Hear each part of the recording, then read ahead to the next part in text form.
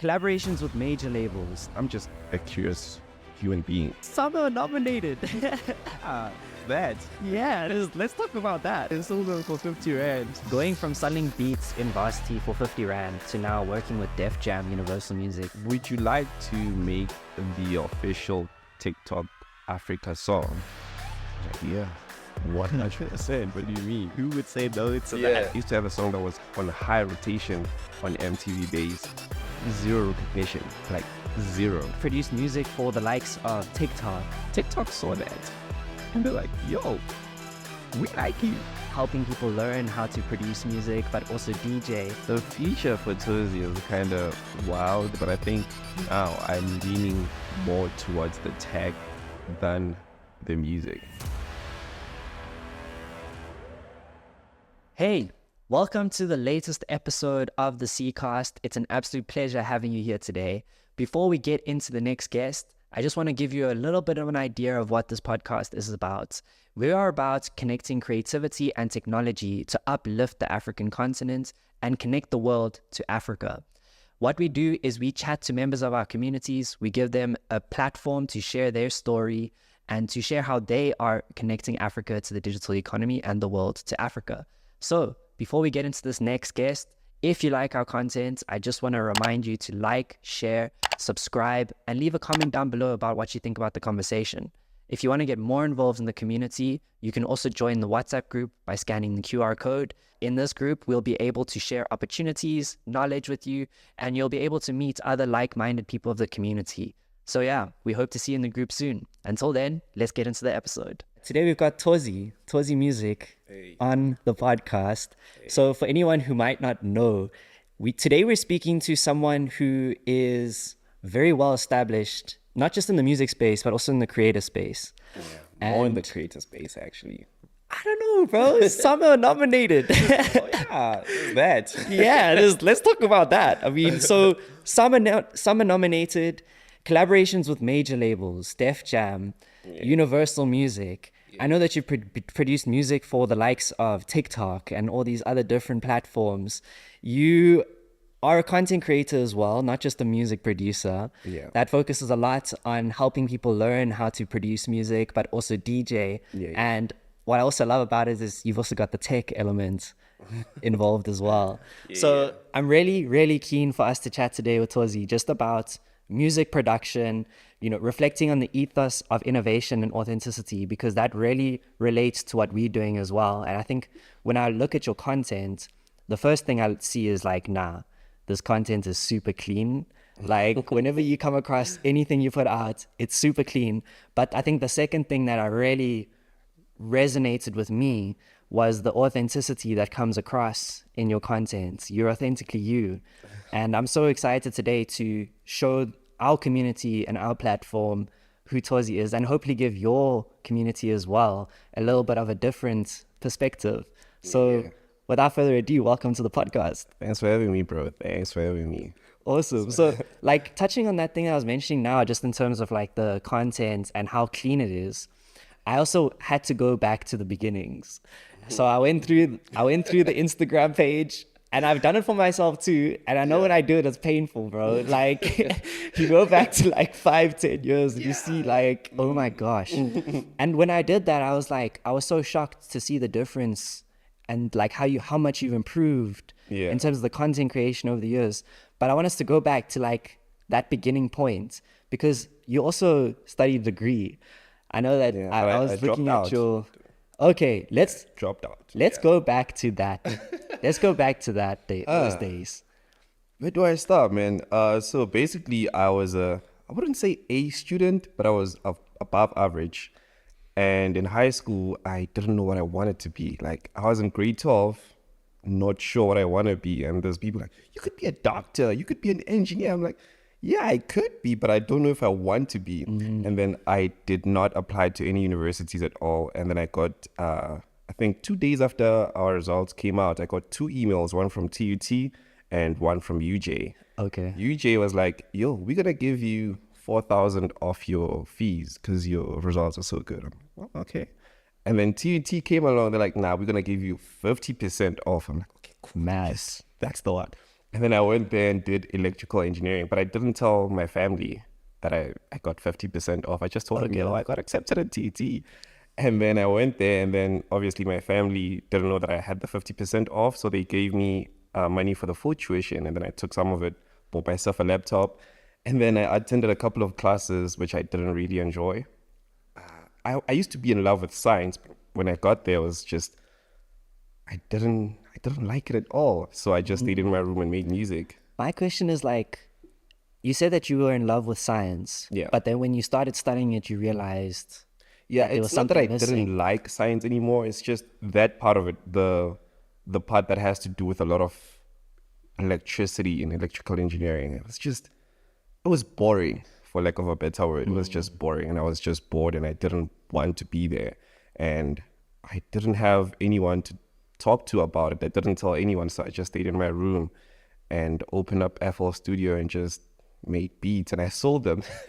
Mad. I sold them for 50 Rand. Okay, wait. Before we get into the beats, because like going from selling beats in varsity for 50 Rand to now working with Def Jam, Universal Music, producing music for TikTok, winning summers, like Didn't win. we need to nominated. I mean, that's still a huge achievement in Yeah, itself. true, I mean, we're talking about selling beats for 50 Rands compared to like being nominated for the biggest music awards, arguably in Africa. Yeah. So I think there's a lot to unpack in that journey. But before we get into that, like as you're speaking, you spoke about what you didn't like about the science in terms of like the electrical engineering side of it. Yeah. But what did you like?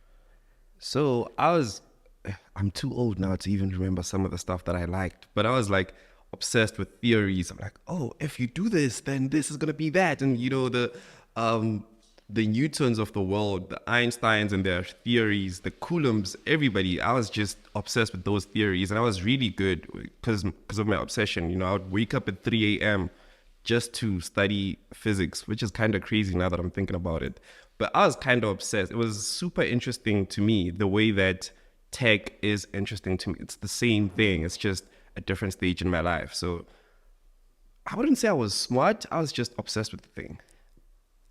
Would you call that, because we have a lot of guests that come on the podcast, and it's very interesting for me as someone who speaks to all of these people, because I start to see these common golden threads between all of our different conversations. And when I talk to people that are well established, whether it be in the music space or whether it be in marketing or in the business world, there's a common thread that I can pick up on, and the only word that I can get or kind of summarize that in or with is curiosity. Would you say that it was a curiosity that was the thing that you liked about it? I think that's probably the word I was looking for. Just couldn't pinpoint it. But yeah, it was curiosity. That was it. Yeah. The need to like figure it out. Yeah. Even now with tech, I remember I was at gym, and then somebody asked me, if you were to like be frozen right now and then come back like in 100 years, what would be the first thing that you'd want to do? And my answer, without even thinking about it, was, I want to see what Apple and Samsung are up to. So it's the same curiosity with tech now. It was the same with science back then. So yeah, I think it even goes beyond like outside of tech, and I'm just a curious human being. I'm just curious about specific things, Where do you think that comes from? Because I think of myself, and I feel like I'm also a very curious person. Like I always talk about how when I was younger, if someone told me to do something, I would struggle to do it unless I understood why I was doing it. Because if I didn't have that understanding of why I'm doing it or what implication it has, it became very difficult for me to engage with it. And that's how I've like kind of summarized my curiosity and my experience. But whenever I try to think like, where did that come from? I always I can never even quite pinpoint it.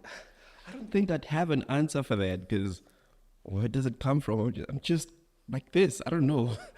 I think we'd sit here for like an hour with me trying to think where it comes from, and even after an hour, probably still wouldn't have an answer. I don't know where it comes from. I'm just like this, I think. Yeah. It's interesting because I think about that a lot of the time, and I still haven't quite found an answer yet. But hopefully our curiosity will lead us to something at some point. Yeah, 100%. That's the thing about curiosity is you're not gonna stay in one position. Yes. Yeah. You're actually going to move forward. So when it comes to moving forward, what was the next step beyond selling beats for 50 Rand? The next step was to convince my family to let me drop out, which I don't think there's a family that's gonna say, yeah, sure, you can do whatever you want, you know, especially a black family. It's they're not gonna. So obviously, almost no one supported my decision to drop out, especially considering the potential I had. You know, they looked at my results like, you're smart. What are you doing? You want to make beats? What are you doing? But my sister was very supportive. I think at that time, she was the only one who was like, hey, brah, just do what you want to do. It's fine. But everybody else was, I don't know. So I needed to, in Zulu, we would say sbindi, which is kind of like an audacity or like the guts to tell them. And I had to. I was like, yo, I understand that you guys want me to do this, but I don't really enjoy doing any of this. And if I continued, I'd be miserable for the rest of my life. And I hope that you guys would, like, I wish that you guys would support me and have like good hopes for me instead of waiting for me to fail or something.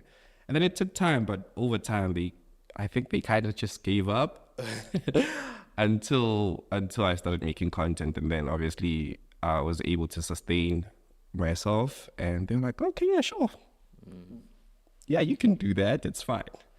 I think it's a common struggle that many creators have to work 100%. through, because I went through a similar experience. I mean, I studied BCom information systems and economics, so it's like completely different to recording podcasts and creating content and the creative world. But I had a similar experience with my family as well, where they just didn't quite understand it. And I think this is where the tech side kind of comes into it, because technology is evolving at a rapid pace. Yeah. And as technology evolves, the way that we function in the world also changes. True. So it becomes very difficult for the more mature generation to kind of keep up with that or have a up-to-date understanding of how things are operating in the world. I'm still having a hard time explaining to my grandma what I do for a living. Yeah. She still doesn't understand.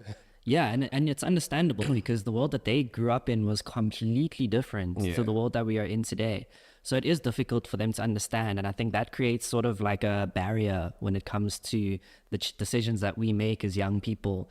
And it's a hard barrier to overcome, because unless you're making money and you can see the kind of benefits of going down that career path, your family is going to find it difficult to accept it. True. Because traditionally, you know, you want to be pursuing a job of accounting or being a doctor or A lawyer. engineering or a lawyer or whatever it may be. Yeah. So it is, I experienced the same challenge. There were ways that I could see that I used to overcome it. Were there any kind of strategies or ways that you had to adopt or kind of learn or grow into in order to be able to overcome that hurdle? Nah, I just winged it. You just winged it.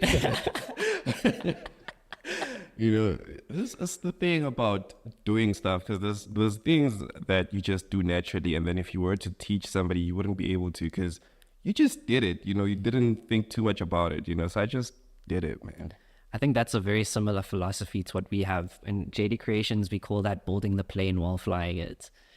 So you're not too sure like what to do or where to go, what the next step is. No manual. You got to move, right? And then through moving forward, what I've learned is by taking those steps forward, you get more information through that experience that you can use to make decisions. Yeah. So you start to learn more and more things every step that you take, and that kind of guides the decisions that you make. So unless you take those steps, you kind of you're stopping yourself from getting that information that's necessary to learn how to make good decisions. You have to have experience, right?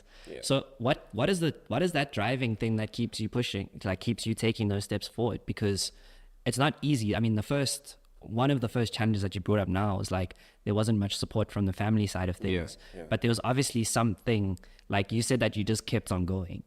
So there's obviously something that was like pushing you to keep on going. What was that thing? Now that I'm thinking about it, honestly, it was just the passion, you know, because when I started, like, music production is kind of like a hole that's covered. It's like a hole that you can't see, you know, you're just curious, like, hey, what's that? And then you fall in. So initially it was, hey man, I just want to be good at this. I'd listen to one of my inspirations. It's a guy from my Kasi called A Kings. He used to use FL Studio to make really dope music, and then he got to work with Jägermeister and all the brands, and it's like, oh, that's super dope. And then when he showed me his projects, he was using the same software that I was using, and I couldn't believe it. Like, how is it possible that this man's music sounds like this and mine sounds like I don't know what?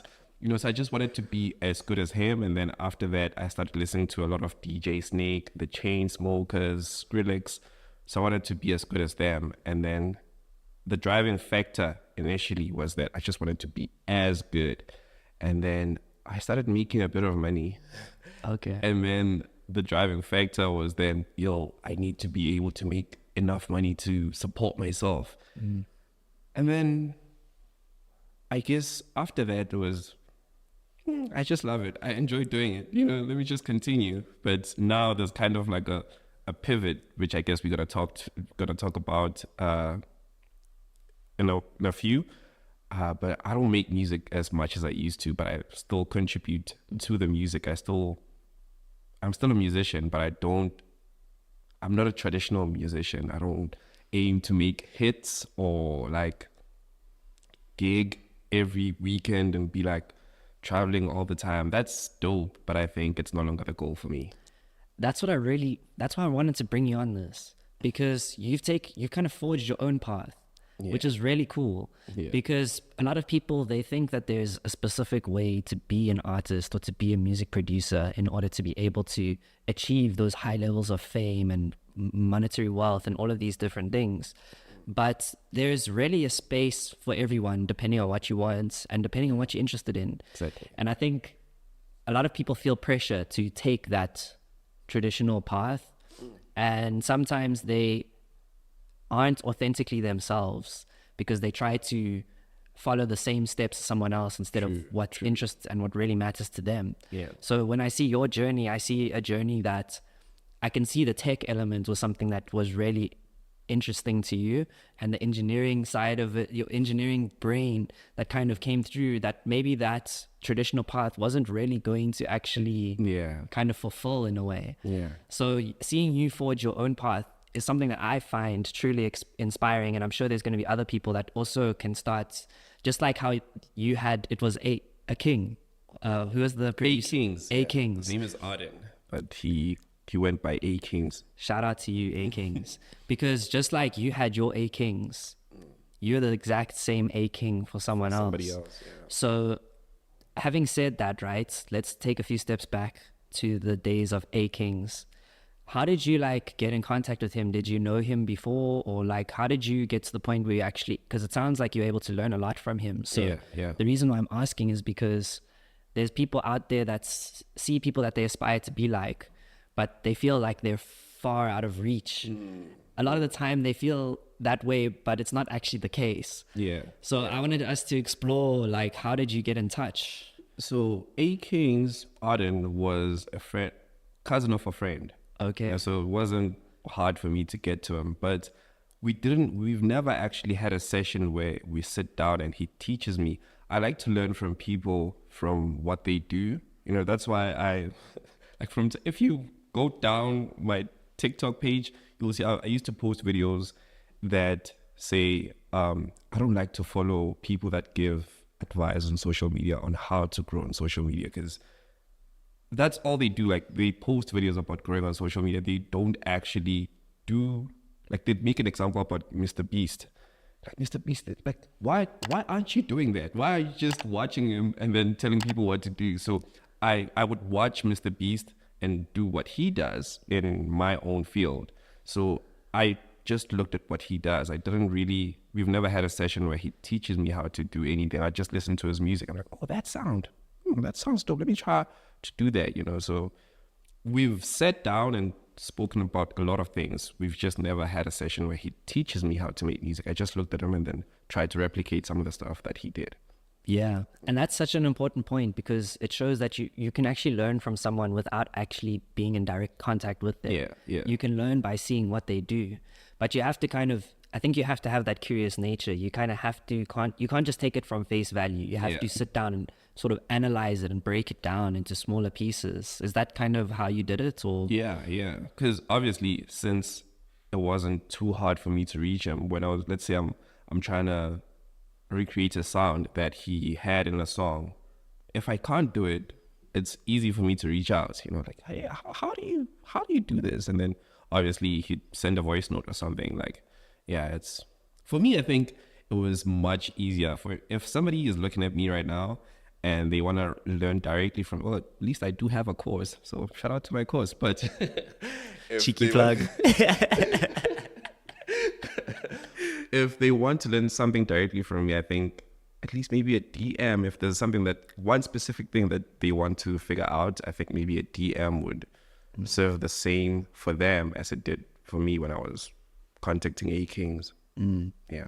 For sure. Well, what I like about the course is like there's certain things that you know are essential to learn that you've curated into a piece of content. Yeah. Because it's very interesting the world that we live in now. Because we have access to the internet, you can learn almost anything for free as well. For free. Actually, that's the point I wanted to touch on. The fact that I'm selling a course, there isn't anything in the course that you can't find for free. It's just curated for you. You know, I don't like to kind of like force people to buy the course, you know, because there's a lot of things that I put out for free. You can be good just by consuming those things. And not only my stuff, there's a lot of people on the internet that are doing the same thing as me. So buying a course is kind of like if you want something that's curated and you want to support the person that created it, you know. So. Yeah, I think it's two levels of value.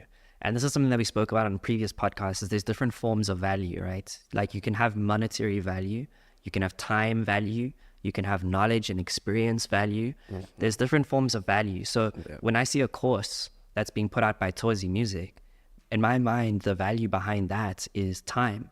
Because instead of having to go and search and curate the content yourself, it's already... you also have to know what to search for, you know? Yeah, exactly. Knowing what question to ask is a huge important part of it. Yeah. So, I mean, that element is one piece of value that I can see from that. The second one is contextual value. So a lot of the course content that's being put out there is from a Western perspective.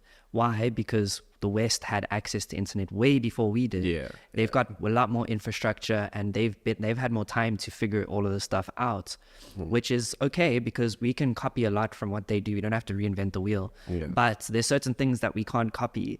Like in the context of our country, there's certain things that they would never have even thought about or it would have crossed their minds in terms of how the music industry in South Africa works compared to the music industry in the States. Yeah. So that's another thing of value is like you could purchase a course online from the US, but it's not going to have those nuances that are with that come with the African context. So I think there's a lot of value in that kind of course content. And like you said, the thing that you're paying for is you're saving time, you're getting that additional context, but you can find it for free as well if that's a problem. All of it. The other thing that I really liked to what you're saying that I think ties into what we're doing as well is that idea of how A Kings was a part of your community. Mm-hmm. And that's how you're able to access him. Yeah. That's what we're really trying to build with the creator community, is we're trying to build a platform where people can access one another's knowledge and resources to be able to help one another grow. Yeah. Because I'm sure right now, like at that point in time, actually, let me ask this question. Are you still in touch with A Kings? Yeah, we talk all the time. Like I still post videos talking about how I played some of his tracks on my stories recently. And I spoke about how I felt when I was listening to the song. Because there's this track that he made back in 2014 where it starts out as a house track. And then in the middle, it switches to a hip hop beat because he's a hip hop producer. And that song was huge. And I think I can pinpoint my change in direction to listening to that song. Like the moment I heard that song was like a pivot point for me. And then I posted like 7 stories just talking about that one song. And then I tagged him and then we spoke. I do talk to him, not as frequently as like back then, but we still talk. The point that I wanted to get from that was since then you've managed to grow a huge following. And by you putting out stories, referring to him and tagging him, I'm sure that a large, or not a large portion, but a portion of your followers are now being exposed to his work and whatever it is that he's doing now. So that the reason why I think it's important to focus on that is just to show the circle of value and how things come back. Yeah. So he spent the time investing in you to help you grow. And then that got you to the point where now you've been able to build a life for yourself. You've built a career. You've built all of these different things that have, a part of that is a large following. And now it's coming back to him in the form of shouting out and showcasing his work to your audience. So there's a value chain there that comes back at the end of the day. And that's the importance for me, really, in terms of community, is whenever you give, in some way or form, it will come back at some point. So if we can foster a place for people to facilitate that kind of interaction, I think really we have the potential to uplift the African continent to a global superpower status. 100%. I think what's important though is like figuring out ways to connect with the rest of the world and basically take what we have here and share it with the world and pay it forward to that world. Because if we can do that, it's the same cycle. Eventually it comes back. Yeah. So another thing that I found so interesting about your story was how a lot of the music that you were originally creating was Western influenced. Can we talk about that and how that came about? Yeah. This is a weird story. I don't like talking about it, but it's fine. So, remember I told you that I dropped out of TUT, and then my family was like, "Okay, can you just go to a college and do those N courses, just to have something?" I was like, "Okay, sure." And then they took me to this college in Pretoria called Denver. And then that's where I met some of my friends. And then this one guy, after an exam, I was stressed. I'm like, oh, that exam moved me, And then he's like, "Nah, come with me, bro. Like, let's go to my apartment. We'll chill, have a drink." And then we don't go to his apartment. We go to a friend's apartment in Sunnyside, which is like a shady part of Pretoria. And then we get there. There's a lot of EDM music pumping. And then it's like strange clouds. People are smoking weed. It's like strange clouds all over the apartment. And then we chill there. I don't smoke weed, but everybody there is smoking weed. And one thing about weed, if people are smoking around you, you get high by association. Yeah, So I got high. And then there was Skrillex playing. The song was Ease My Mind by it's Skrillex, but it was remixed by GTA. Guy called GTA, and it was the most beautiful thing I've ever heard.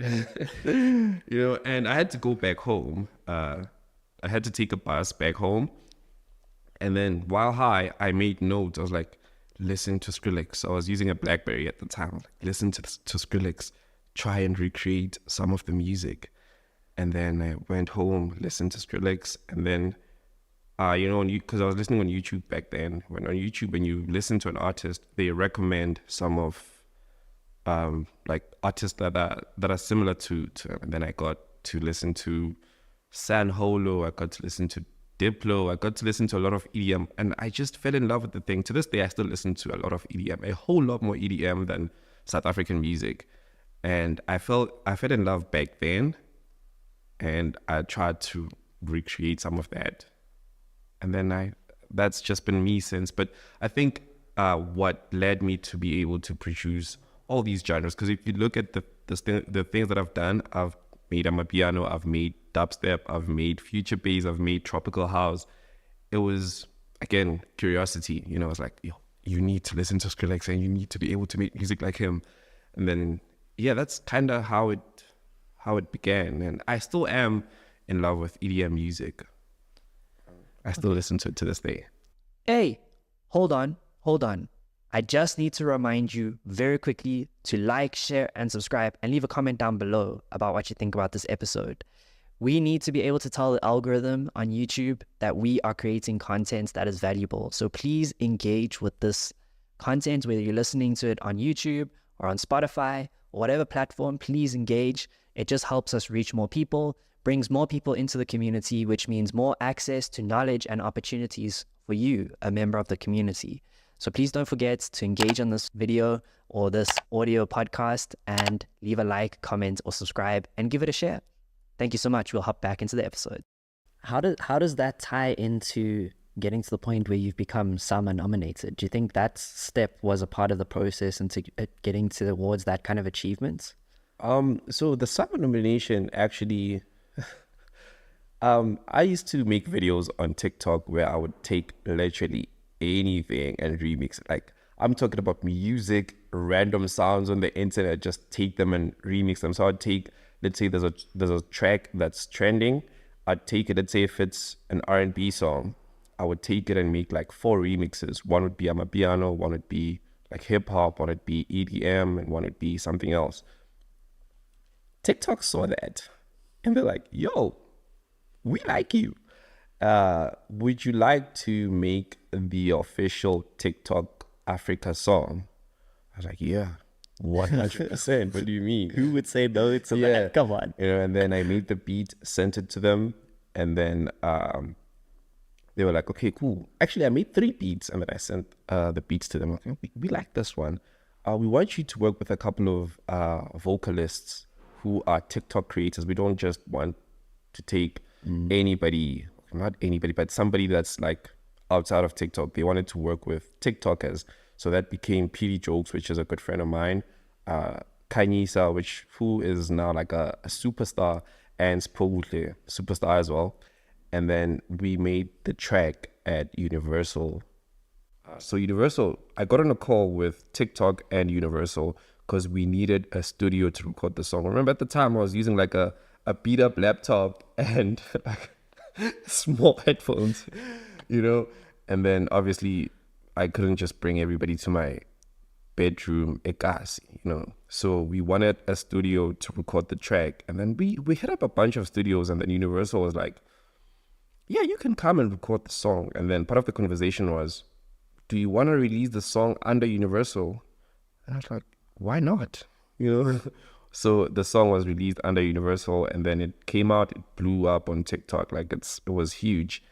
And then the Summers were like, yo, we want to have a category, a new category in the Summers. We want to have most TikTok viral song of the year. And that just happened to be the year that I made that song. Well, we made that song, and then we were nominated just like that.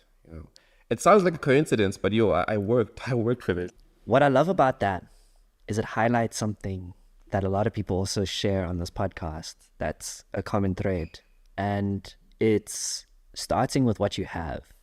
Like the fact that you were using like that beaten up laptop. I have crazy stories, but no, tell us the stories. So, okay, recently I spoke to one of my friends who has like I wouldn't say a terrible phone, but it's not great, right? And he wants to make videos. So he's like, bro, like when you come home, just let me use your phone. I was like, bruh, you've been with me my whole life. You've seen the stuff that there was a time where I had a Samsung where the screen didn't work. Yeah.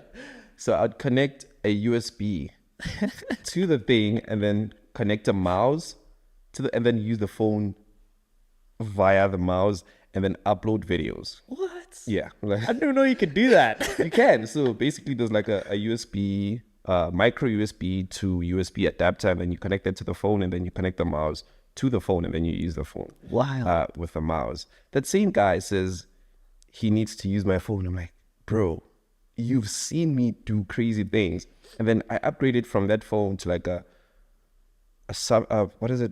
iPhone 6. And then that's when I started TikTok. I started TikTok with an iPhone 6. It was beat up. The SIM card tray was messed up, so I couldn't have a SIM card in it. So at any given point in time, I'd have 3 devices. It was a small banner phone, which we call Ipopotwana, and then I'd have a router so that I can access the internet on the phone, and then the phone itself. And then I used that to shoot videos. And then this one time, I had a song requested by MTV and channel. I used to have music on TV before I started TikTok, but I gained no recognition from that. I used to have a song that was on high rotation on MTV base, zero recognition, like zero. Why? I don't know. I think it was around the time where people were just switching from watching TV to like being on the internet, I think. I think that's the case. I think Yeah. it's also, we went from a place of having access to content strictly coming from TV Yeah. to now going to the internet where we can choose. Exactly. Like with TV, you didn't really have a choice. I mean, I'm one of those people that grew up without DSTV. So for me, it was 4 channels.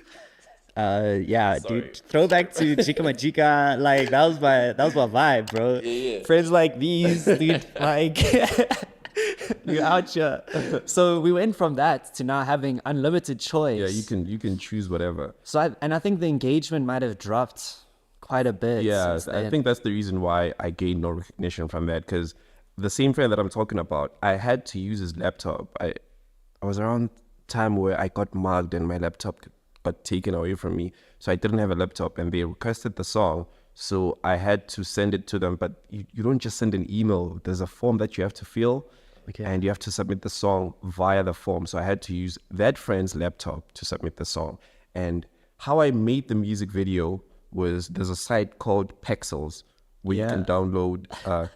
So I found a profile on Pexels, and then they had a series of videos where it's just a girl traveling, and the song was about basically somebody talking about somebody, like it's a love song, but it's like kind of like Kaigo, it's dance vibes, but it's a love song. And then that girl is traveling somewhere. So I was like, yo, this girl could be traveling to the love of her life. So we could just take the video. Let me try and make a story from this video. So I was literally using whatever I could find to do something. And that friend has seen me do all these things. Like I made the video with him in the same room, but he is out here saying, yo, bro, like, I need to wait for you to come home so that I can use your phone to shoot videos because my videos need to look good. I'm like, bro, you've seen me. What is that? What is that? Like, it happened right in front of you. I just didn't understand. Yeah, I used whatever I could find. So what did you say is the difference then between the thinking that was allowing you to get your music on MTV and Channel O compared to your friends? Like, what was the difference in thinking there? I think the only difference was I just took chances, because to get your music to Channel O, you have to submit. Okay, actually, they reached out to me, so I guess. How did that happen though? I just got an email. But I they put must have seen you somewhere. Yeah, so I put out the song on YouTube. Okay. Just put it out on YouTube, and then I sent it to a couple of radio stations. I think they've played it on 5FM, YFM. Okay, so I'm sorry to interrupt you, but I need to, artist who's sitting at home, who's sitting on music, who's sitting on photography, that's whatever it is that you create, that stuff that you're sitting on, post it. Post it. Because you don't know who's watching. Exactly. Actually, that's something we need to talk about again when we talk about content. But we Talk about it, bro. No. Let's go into it. It's the thing where people obsess about, like, they obsess over views. Yeah.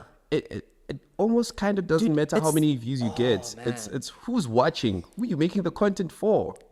Who's watching. Because you could have 3 views, but one of them is the person that you really want to work with, and if they like it, they're not gonna say, man, you only got 3 views. I don't like his music anymore. It's not gonna happen. Dude, it's so true, man. Yeah. Like, people won't take you seriously. And I think this is why you and I connected when we met. Yeah. Because I mentioned the podcast that we were doing. And like, if you went on, you'd see we just reached 200 subscribers, right? Yeah. And from the 200 subscribers, like, the opportunities that have come from this podcast for our business, just from 200 subscribers. Imagine. It's not the 200 subscribers that's the key. The key is that of those 200 subscribers, who are those people? Because if those are people that are game changers in industries, if those are people that are really like creative and have resources or whatever it is, if it's those people and they relate to it and they value it, they're going to put it on, and that's how you get to the numbers. Exactly. But people put so much value on this, and it's kind of like ego thing in a way. Yeah. It's like that's why I wanted to create this podcast as well. Is like one of the realizations and light bulb moments for me that changed my life was the realization that the purpose behind what you're doing is far more important than whatever it is that you're doing. Yeah, and the results as well. And the results of it as well. Purpose is, I think, up there. Like, Yeah. top, yeah. And that's when you like talking about like the thing that pushed you, it seems like you've got a very like strong sense of purpose. Yeah, yeah. How would you define that? I think part of it is if I stop, I don't eat. You know? Well, that's what comes with being an entrepreneur. Like, Yeah. If you stop, you don't eat. But it started when I wasn't eating. So I think that's not valid enough for me to use it as a reason. I think you just have to love what you... I mean, that sounds so cliche, but... Well, let's unpack that. Like, there is a reason like why you love what you do. Yeah, of course. I wouldn't be able to say why I love music. I just love it. I wouldn't be able to say why I love tech. I find it interesting because it's forever evolving and you can never be at a point where you just know what's going to come and you know what's been and what's going to be. That's never going to happen with tech. So, I mean, I'm just in love with it. With music, I know for me, because music really dictates a lot of my life as well. I mean, my entrepreneurial journey came from DJing. Like, I would DJ in school. Yeah. And I've shared this story so many times on the podcast. But I DJ in school. And from that, I made some money. And I was like, oh, okay, you can actually make money through your craft and through creating cool stuff. Yeah. So that's where a lot of my entrepreneurial nature came from. It was also music related. But for me, the music is really like the way it's that feeling that it gives you, not just the feeling, but also the way that it has power to connect people. Is that kind of, am I on the right track? Is that kind of where your passion comes from? That's where it comes from for me. Honestly, hey man, because I love music, but my love for music, I wouldn't say my love for music is what got me into music production. It was my curiosity that got me into it. Because remember I told you that music is kind of like a hole that you fall, music production is kind of like a hole that you fall into. Obviously, music has the power to like evoke emotions, makes you feel a certain way. If you're sad and you listen to a sad song, it hits you harder. The emotions hit harder. If you listen to a happy song, it kind of lifts your spirits up. And I love music in the sense of that. And then with the production, honestly, it was just curiosity. And then I fell in love with it. It was not something that was just there. And then it kind of happened over time. You know, I don't know where the passion comes from. It hit me unexpectedly. Like, bam, you're a producer now. What is your earliest memory of music?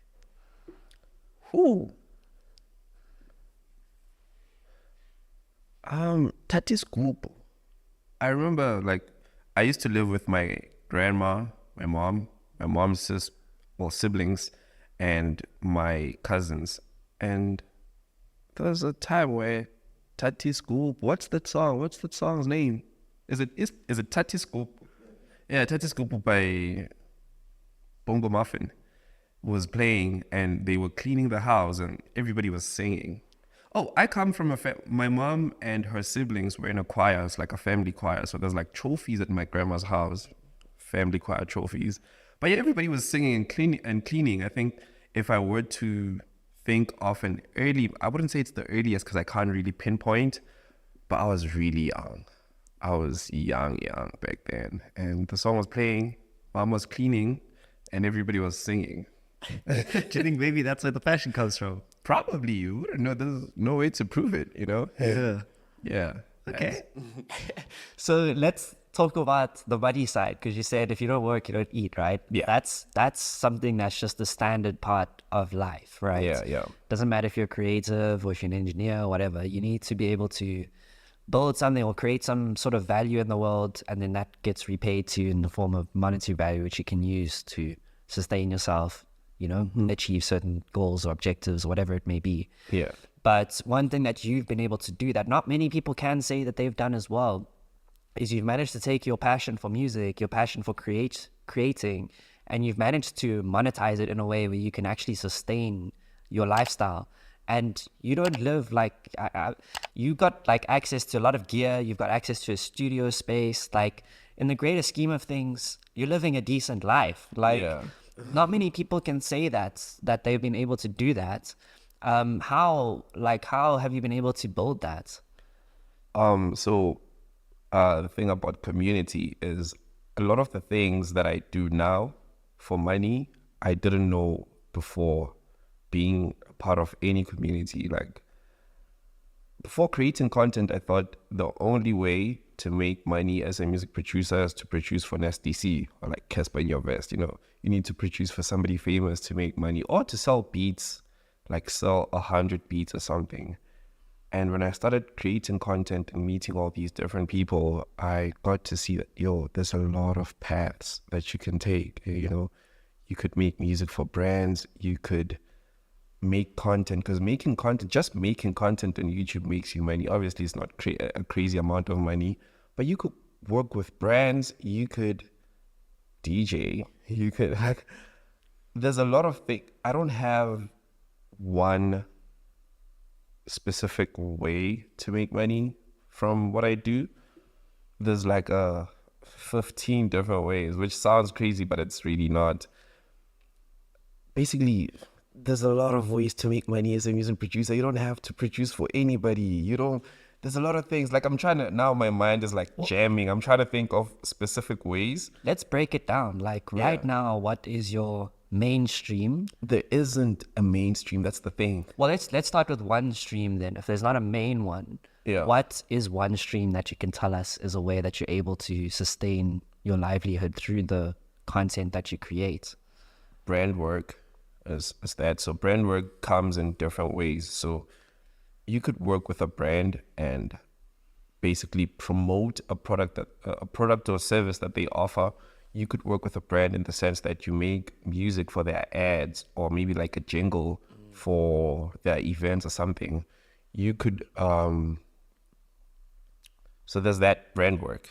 Cool. I'm trying to, my mind is doing like crazy things right now. There's brand work, which comes in two ways, at least for me. For most people, it's like, oh, you're going to make a video about grandpa, grandpa kills your headache, blah, blah, blah.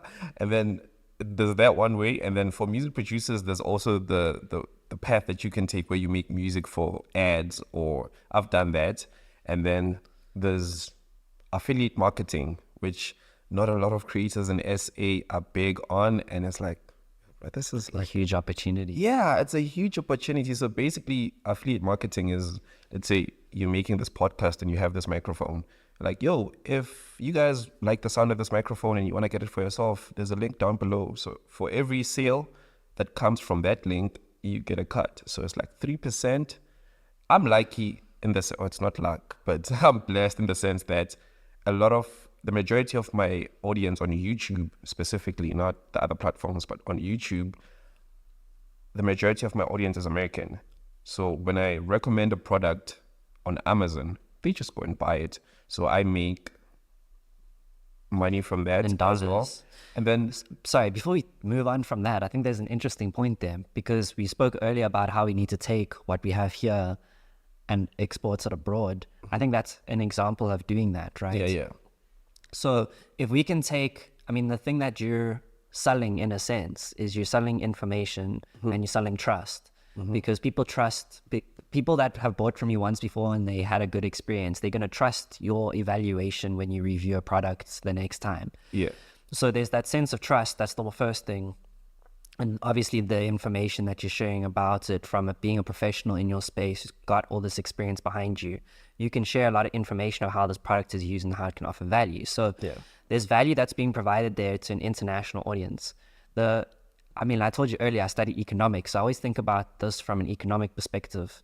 And if on a mass scale, if we're able to provide content to international audiences that provide them value, whether it be educational value or whether it be trust value, or whether it just be like entertainment value, which I think is the biggest opportunity that we have in South Africa, because people abroad are like so obsessed with African culture. Like They will come to South Africa and go back there and be like, it was an insane experience. I don't know how to describe it. It's just, there's something about South Africa or Africa that just has something. That, whatever that is, that culture, I refer to it as culture, that culture is valuable overseas. And I don't think people in South Africa and Africa understand that fully because they haven't had the opportunity to engage as much with those people. Yeah. And a lot of people are just kind of blocked off from even engaging with them. They're like, don't want to or have zero interest in doing it. Yeah. I think being someone who kind of fits in both sides. I mean, I'm Portuguese. I'm half Portuguese, but I grew up in South Africa. So I'm South African through and through. I barely know anything about my Portuguese heritage. But when I go visit my family in Portugal, my mind is opened up to all of these different opportunities. Yeah. And to give you one example of that is there was a guy that is friends with one of my aunt's friends. Son of one of my aunt's friends. He went to Kenya, I think. He went to one of the markets in Kenya and saw this fabric that they were selling that was super unique, very high quality, nothing compared, like the prints that they had were nothing compared to anything that they had seen back in Portugal. So what he did was he bought a whole bunch of fabric, went back to Portugal, got someone to make shirts out of it and started selling the shirts online. Sold all of the shirts, huge demand for it, saw an opportunity, started buying more of the fabric and then getting them to manufacture or create these shirts and sold them back in Portugal. He's created an entire business around that. Yeah. And now that's a Portuguese guy coming to Africa. Why can't an African go to Portugal and do the exact same thing? Yeah, it's kind of crazy. I think it all goes down to like who comes across such things, because there are people who would have looked at that material and like, oh, this is cool, and then they move on with their lives. I think the majority of people are that person that I just described, and then there's that one person, because even in Africa, we do have people that take advantage of opportunities outside of Africa or even outside of South Africa. I think, because it just comes down to the person. I think you're touching on something there, and it's that entrepreneurial way of thinking, kind of mindset. I mean, one of the biggest challenges that we have in South Africa is unemployment, especially amongst the youth. In my mind, the first thing to do to solve that is to create jobs. And how do you create jobs? Start a business. You start a business. Yeah. So like that's my question is like, you're someone who started a business. That's why it's important that we talk to you, because there's certain things that you've learned through that process of starting a business that you've been able to provide for yourself, and you've brought opportunities to others as well along your journey. Like, what kind of lessons do you think you could share with someone watching this that might be in a position similar to your position when you started? I think the thing about advice is that if you're never going to hear anything new, what I'm about to say now, everyone is probably like, you can't wait for anyone. Just do what you can where you are. And if I say that and somebody's watching and they're listening to it, they're like, yeah, I've heard this before. I think you will learn more from doing than from consuming. I think so. Consuming content is dope, but if you're going to consume a whole bunch of self-help or watching videos about starting a business, if you're not going to actually start a business, if you're not going to actually start creating content, there's not much that you can learn from just watching people talk about it. So just do something. Do something. If you don't have a job and you're applying and nothing comes through, try to still apply, but try to do something. Do something. Even if you need to connect a mouse to your phone. Exactly. That's something. Yeah. And you can learn, I'm sure, doing that. I didn't even know that was possible. And I think another thing that also highlights is our limitations are actually a blessing in some way. Yeah. Because I'm sure through that issue that you had with the touchscreen on the phone, you had to think creatively to find a way to work around it. Exactly. And that ties into the whole tech thing of what you've been doing and your tech reviews. The reason why you can give tech reviews is because you understand technology. And because you had that limitation, you're forced to learn how the technology works in order to overcome that limitation. And now you're making money off of that knowledge that you obtained through that problem that you're facing. So people always talk about now we have problems in Africa. It's like every one of those problems teaches you something. is an opportunity Yeah. to learn something. And through overcoming it and learning it, you're obtaining something that someone else doesn't have, which you can actually offer to that person. And a lot of people are willing to pay for that, and you can actually make money from it. So Yeah. so we've spoken a lot about the past. We've spoken a lot about where you are now. What is the future for Thozi? So the future for Thozi is kind of wild, and it's kind of scary even for me. I mean, I still love music and I still contribute to music, but I think now I'm leaning more towards the tech than the music. So basically, I'm sure you've probably seen my recent videos where I'm just getting tech from companies to review, but it's tech within the audio spaces, like microphones, DJ gear, I think the future for me is that, like a kind of like a pivot of sorts into tech. I mean, I still make music to this day, but I don't pursue it the same way I would have 5 years ago. So I think the future for me is tech within music, and I'm blessed that I get to work with the brands that, like, for instance, well, I haven't worked with Rode before, but I recently had the opportunity to work with FL Studio, which is a company. Well, it's ImageLine. The company is ImageLine, and they have a product called FL Studio, which is what we use to make music. And I've recently had the opportunity to work with them, and I will be giving away 3 copies of FL Studio Producer Edition. If you're watching, Join the WhatsApp group. Maybe we can organize something there. so I've had the opportunity to work with them. I've had the opportunity to work with Focusrite, Novation, Austrian Audio, which is like Austrian Audio comes from AKG. I'm sure you know AKG.